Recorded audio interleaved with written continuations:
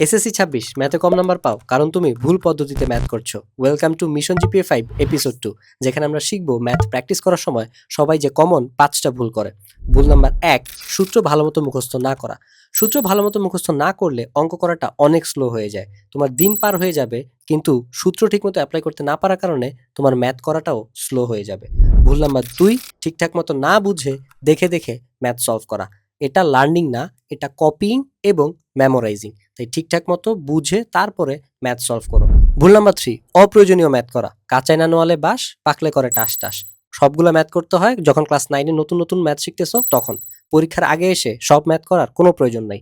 তখন পড়তে হবে শুধুমাত্র এক্সাম ওরিয়েন্টেড পড়াশোনা, যেসব ম্যাথ পরীক্ষাতে কমন পাওয়া যায়। ভুল number 4, I want 3 lollipop, I want 4 lollipop. Lollipop lollipop, পরীক্ষার হলে তুমি পুরাই কপ।